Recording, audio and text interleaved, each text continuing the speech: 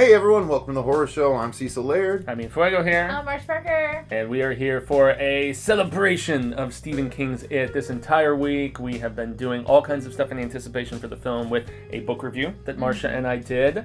The film comes out September 8th. We are very excited about it. Cecil and I will be doing a review before a spoiler review on the weekend, which we're stoked about. But here we are to talk about the original miniseries, which some people, especially recently, have been a little bit critical of. I rewatched it after rereading the book. I still love it, but it's not without its faults. Right. So that's what we're going to talk about today. So yeah, we'll do this like we normally do our reviews, overall thoughts, and then, the story, acting, effects, all that good stuff. And my overall thoughts kind of have changed over the years. It was definitely the first clown that ever... Well, I can't even say that. No. It's the second clown that ever scared me. Killer the Clowns? first one was Killer Clowns from Outer Space. All of those clowns really got me, which is why Pennywise was always a little bit more tame for me than it was for other people. It was TV. But that too, like, having been such a horror fan at such a young age, I could even tell then when I saw this that the bite had been taken out of the story, it felt like. There were still some scary parts, sure, back then. And I liked a lot of the actors. I loved John Ritter at the time. I liked the grown-up Beep Beep Richie. Dude from Night Court. Yeah. But so there was a lot to be happy with in the movie, but when I rewatched it recently as well, it did not hold up so well. It was very melodramatic. The kids were still fun. I think the kids are the best part. Yeah, They really are. But the acting got real melodramatic in the parents' part, or when they're adults, and then it just was super slow. Like, really slow. I feel the opposite. I mean, especially having read the book, I feel like they skim over so much. It's like almost like the Death Note factor, where it's like the cliff notes of, just like, oh, hit this beat, hit this beat, hit this beat. And, I honestly felt like it needed to be longer, as I was rewatching it, because it's like 3 hours and they try to condense almost 1,200 pages into 3 hours. They condensed it. That doesn't mean it's not slowly paced, though. I don't know. I don't think the speed was the problem. I think the problem with it is for me, was that, because I went back, read the book, and then I went to the miniseries, and I didn't remember a lot of any of it, so it was a really big refresh for me. And the thing that annoyed me the most is, like, I get that you can't cover everything, but when you do touch points, then give us the whole thing. Like, they're like, oh, we're going to talk about this. And then nothing happened. They don't explore it. They don't give us any of the meat of that whole sequence. And it's like, why even talk about it? Yeah, even stuff like becoming friends with Hanlon and stuff with the rock fight and all of that. It's just like, oh, okay, we're friends. Let's take this photo, and it's there, and it's. I mean, it's so skimmed over. There's so much more to that. It's like, okay, you're gonna do the rock fight, then do the rock fight. Like, do the whole thing, and like the. Was there a real fight between Ben and Henry? Like, that was hogwash too. They didn't even talk about how Ben kicked the crap out of Henry. Right in the nuts. Like, he was a badass. And they well, we just talk about it. And it's like, if you're going to talk about it, at least go through it. And I think you would have enjoyed it more and it wouldn't have felt as slow if they would have actually given you the meat of those situations.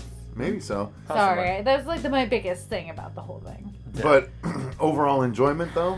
No. Really? You see, I still say that I like it, but I do like the kids' stuff better. I saw it when I was 7 years old. It came out in 1990, a few years after the book had come out, and I identified so much more with the kids, because of the fact that I was a kid at the time myself, but the kids' stuff holds up better than the adult stuff. I mean, you've got a really strong cast with the kids. I mean, you've got Seth Green as Beep Beep Richie. You've got the kid from Sequest as Stuttering Bill. I felt like the child actors were much better than their adult counterparts. I agree. I think it's just because they screwed the adult part so bad. They screwed it up horribly. Nothing linked up. The way they made Richie as an adult was ridiculous. Yeah, they made him. He wasn't a radio announcer. He was like a stand-up comedian instead. Yeah, he was just super annoying and cowardly. And Richie is just none of those things. And I don't know. It just really annoyed me. And I didn't like that when they did go back to the kids stuff, they mixed everything up. So like, well, you have Bill running into the werewolf. Well, Bill didn't do the werewolf, or whoever. Bet one of them did. It was like, it wasn't Richie, because Richie's the one who ran into the werewolf. Yeah, and he ran into it in the school instead of at Niebald Street and stuff. So there was a lot of changes that I don't think necessarily served the narrative. And unfortunately, the fact that they couldn't do so many of the creatures from the book is where it showed the TV budget kind of limitations. But if they're going to touch on one thing, then they should at least develop it. Like, you don't have to do all of it, but at least develop that sequence and not just brush it over. I don't know. Yeah. I don't know. That's why I got so upset about it, because I just got done the book. I was super excited to watch the movie or the miniseries, and then I watch it and I bitched through the whole thing. Pete was like, "What?" And he's like, "Just watch it." And I'm like, "No, I can't. This is awful. This is making me so mad." Like, I'm like, I'm happy to see John Ritter. I'm happy to see all these other actors that are no longer with us. And like, I will give it this. I did like the Chinese restaurant scene. I thought they did a good job with that. Yeah, and I mean, as far as story goes, that's where it's segueing into the story. Right. I mean, I felt like they hit some of the best beats from the book well, like where Beverly hears the voice in the drain and the blood. I thought that was done really well personally. But then again, there was other stuff like the scene that's not in the book where Eddie is in the showers and like the hoses are after him and all that crap. It wasn't scary. It's totally lame sauce. So I mean, there was some Didn't stuff make that any sense. there were some parts that they did faithfully, and then there was other parts in the story where they added stuff that was lame and didn't need to be there, and it felt very early 90s TV kind of dated, I guess. Yeah. So. Right. Well, story-wise, I was interested because of the story. I never actually got around to reading the whole book. I got like 100-something pages in, and I was just, it was too much for me at the time. But not scare-wise, but girth-wise. But I enjoyed the movie, and actually that part in the showers, the faucets didn't scare me, but Pennywise opening up the hole, and then that was one of the earlier, well, no, not one of the earlier ones, because the first one they show it right off the bat.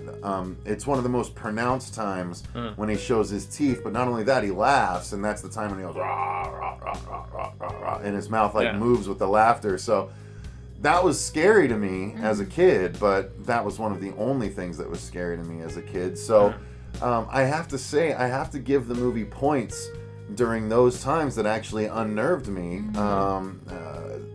But humongous fail at the end then with the big spider confrontation. That pissed me off so bad. I thought the kid confrontation was good. You know, with the slingshot thing and the battery acid. Which they altered from the source material a little bit, because that confrontation takes place at Neighbor house, you know, and not in the sewers. No, that was in the search. Well, the battery acid? The slingshot. Oh, the slingshot. The slingshot was in. They kind of combined. Yeah. The two, oh, okay. The two battery fights. acid was in the sewers. No. So they confront him twice then? Yeah. They do. Oh, okay. Yeah. First as a werewolf. Oh. And they had, did they even touch on the, well, they kind of talked about the silver bullets, but not really. A little bit, where they're melting the silver down and stuff. Yeah. But they that was grazed over it once again, just like everything else. Like, if you're going to talk about it, then at least talk about those points. Don't just mention them, because then they weren't giving us any sort of meat into it, and the stuff that they did give us meat on had nothing to do with the book. But I will say, as a non-book reader, the story did feel complete enough for me that I didn't feel like a lot was missing, completely uninitiated. I thought, sure, there were things that came out of nowhere that came and went, but I was too young to realize that at the time. If I had watched the movie 20 years older than when it came out, you know, I'm sure I would feel different, but I was probably 10 or 11 when I saw this, and so a lot of it stuck with me as pretty effective. But again, when I rewatched it, I was like, oof, this is really slow and deliberately paced to fit the commercial breaks, and that's one of the worst really things about hard to watching it. do. Oof. Especially nowadays, where we don't really have to experience that as much anymore. And it's like growls are so much farther along than high-pitched kids screaming mixed with dogs barking. Yeah. You know, like that's that's not scary to me. Like No. that, and then mixed with Rolf, it's like, really? That's what's scary? Like, no. So that was a bummer to me, sound-wise. Let's talk about the sound of the movie. A lot of people thought it was effective, mainly because of Tim Curry, but not necessarily the sound per se. I didn't really take much note of the sound. I think That I or was the just, music, anything? No, I think Typical I was just melodramatic so TV movie wrapped kinda. into Soap the opera. story that it was hard for me to focus on that part of it. I mean, I thought that obviously Tim Curry was amazing, and I thought that the makeup for Pennywise was spot on. I thought they did a really good job with that. I mean, and then with the special effects, I mean, it's made for TV, so you're not going to get a quality. And yet they still got away with a few things, like, good. spoiler, Stan's head Yeah, in the fridge that was really looked good. effed up and good, and that's still And haunting.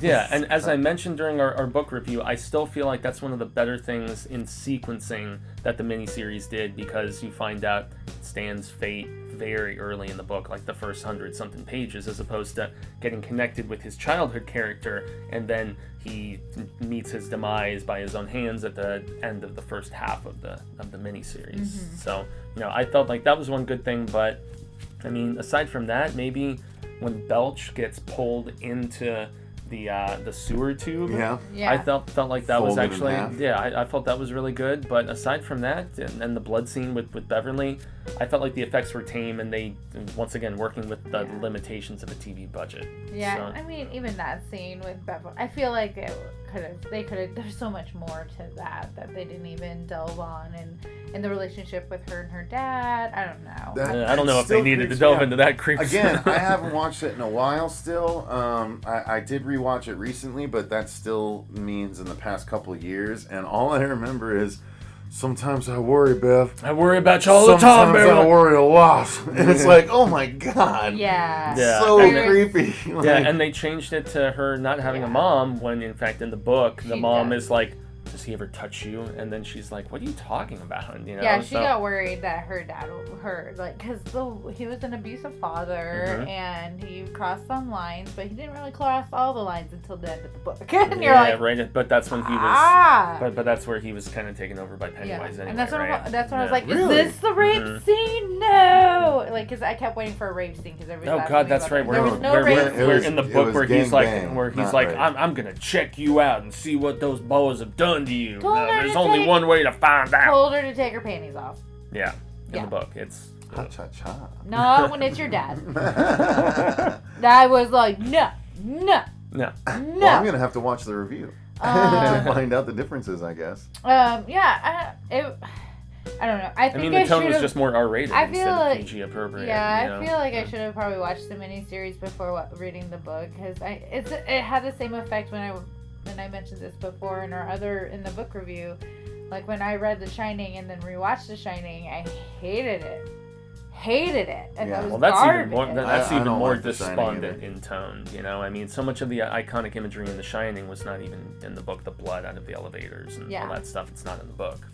Stylistically, it's a pretty movie, but it lost all Once you just read, spirit of the source material, which is why King doesn't like it. You can't.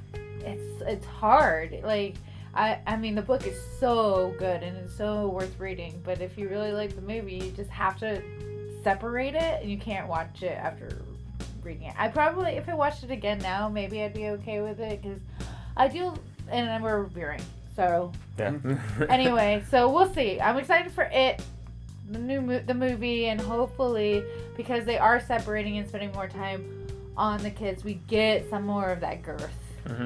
Ooh. I want more Get girth. that girth. Bob Gray girth. Yum. I was going to say, at least Fuego, if not Fuego and Marcia, should maybe do another Hail to Stephen King after seeing the new one, where it's Comparing, what kinda. was in this versus in the book versus in the miniseries, which was the most faithful and stuff like that. That'd be probably a good video. I'd be interested to watch that. So, again, I feel like we glazed over the acting just a little bit. Some of the kids we said were good, Seth Green and the kid from Sequest, Brandon suicide. Brandon. Something. Was that Jonathan? No. Brandon Brandis? Yeah. Jonathan Brandis, Yeah. He was also in that second Neverending Story, right? Yep. Yeah. Which was terrible. Exactly. Whoa. And then the John Ritter, Night Court John guy. Ritter was good. Obviously Pennywise. Yeah. Tim Curry. Tim I Curry. actually, I don't know his name. I really like the actor who played Mike Hanlon. The adult version Yeah. of Mike Hanlon. I He thought reminds did a me of the great guy job. from Terminator 2, who I really, really like. No, Dyson, So right? yeah, Dyson. So I kind of like them both as a result. Uh, But yeah, guys, that's I think gonna cover our thoughts on the It miniseries. I Yeah. still like it, but it's flawed. Yeah. Lots of flaws. It's dated. Go back in time, watch it. I'm like, if you Go haven't, back in time, watch it. if you haven't read the book yet, watch the miniseries, then read the book. I Because agree because I you almost was get like a director's cut of the story. I was so disappointed with watching the miniseries after reading the book. It ruined it for me. I was having a really hard time separating it. Yeah. Which, you know, in some material I don't have that problem, but for some reason with Stephen King stuff, because it's just so powerful, like just to see it not come to its full light is really disappointing. So I'm sure you feel that too. I completely agree, which is why I'm happy that I had those seeds sown when I was a kid, and then all those years later when I read the story, you know, itself, I was like, okay, I'm getting all these expanded details, you know, and so I wasn't as disappointed. I didn't have, you know, this vision in my head, and then seeing it condensed, I saw it expanded upon when I read the book. I did it in the wrong Which order. is, So Marcia, as a horror fan, as the horror fan that you know I am, I'm curious now, as someone that hasn't read a lot of Stephen King, but has watched every one of the movies, would you say, knowing the kind of horror fan I am, that I should read It, The Shining, or Joe Hill's Heart-Shaped Box? How do those compare scare-wise? Pet Sematary. I haven't finished Pet Sematary yet. Ah, it's so good. That might be his scariest book for me. You would like it for the creature aspect. Okay. The Shining was really good for. I thought it was. I feel like scarier. The Shining is slow in some points though I feel too, like with the it's stuff at the scarier. hornet's nest and all Scarier, that. I really? mean, Okay. I thought it was scarier. really, I still think Pet Sematary is the scariest because you see I don't have perspective of that. the downward spiral of this guy's sanity. You basically, since it's written in the first person a lot of the time, you see him going crazy and trying to justify doing insane stuff like digging up his dead child and. What about the Heart-Shaped Box, though? That one is such a short read. I mean, Really? I wouldn't compare it to the other two, but Okay. Like a summer read by comparison. it is. It's really light, but it is fantastic throughout the whole thing. It is a true ghost story. I just downloaded that audiobook actually. That's about the freaks me collector musician. Yeah, thing. there were parts in it that Mhm. generally I was like, oh my god, that is so creepy. And See it where the apple has fell a close to the solid tree. ending. Mm. Not one to Not like Stephen yeah, King. like it was super solid. So Okay. All right. Well, I'll I probably stick recommend with that that too. first. Yeah. If you're looking for a light read, I mean it's a heavy ghost story, but it's really quick. I'll still stick with that. Okay. I would do that first. Yeah, I'm after- dying for I love books that make me goosebumpy and like Like, tingly. there's there's something yeah. cool about that. You're like sitting there and you're reading, you're just like, oh, because it's not as easy to escape that feeling as it is escape watching a movie that's Yeah. freaky. I agree. And the thing with the heart-shaped box, it's like a true ghost story, and it's like the ghost is following this box around, and well, technically it first comes as a suit, and oh my gosh, like just the ghost itself having like those squiggly eyes moving, and it has like this it's like a time watch thing that's like that he uses to hypnotize. I'm so curious now because my next two reads after finishing the Mr. Mercedes stuff, which means I'm all caught up in King, I downloaded Heart-Shaped Box. Yeah. And then I have Meg. Mm-hmm. So those Yeah. are the two reads I love after. Heart-Shaped Box. I'm a huge fan of that. All right. So is that the only one you've read then? You haven't read like Nosferatu or his short story collection 20th Century Ghosts? Or... I did the one, I think it was his graphic novel, Yeah, that's Lock and Key. Lock and Key. Yeah. You read all 6 volumes? Yeah. Okay. There's a new one that I got that's 3 stories that were released later. And they're making that into a TV series, and the youngest Lock and member Key? of that family is going to be played by none other than little Georgie from the new It film. So Yeah, Oh, Lock and wow. Key was amazing, It's right? so good. And I also listened to the audiobook of it. Did too. you really? Was that I was good? just talking about that with you. Yeah. Remember? Yeah. And it was really good. Because they did the voices. Mm. So I the wanna narrator read that. does the voices. I So want to get that. it made it Interesting. worth it. But the visuals are so amazing, it's hard to not Yeah. want to reread so that. like Being a I graphic did novel, both. So it was worth both ways. All right. Well, we're way off topic. Yeah, we are. We're Sorry. So We're yeah, still clearly talking not about the, TV King, not the Howard. hugest fans of the It TV series. I still- Will suffice that to say. It still has a special place in my heart, but I'm really It holds a hopeful. place. Yeah, I'm really hopeful that this new film is good, and I'm intrigued at the fact that they've already filmed a few scenes for the second part that are going to be flashbacks to them as kids. So, Nice. yeah. Yeah. All right. And, Well, we'll call it there, you guys. Thanks very much for joining us. Stay tuned. I think I'm going to air this on Monday if all goes according to plan. Stay tuned tomorrow. Fuego and I are watching the movie early. We will do a live, non-spoiler review. And then, assuming Marcia had to wait, we will have her back next Saturday to do our live spoiler live stream Yeah. in place of our regular live Yeah. stream. So, thank you guys very much for watching. Until next time, I've been Cecil Laird. Gracias a Hamid Fuego. Oh, Marshburger. Let us know down in the comments below what you think of the Stephen King It miniseries from the 90 to be specific. 1990, yeah. So I'm curious to hear your opinion. But until next time, remember, Stay scared. Read Stephen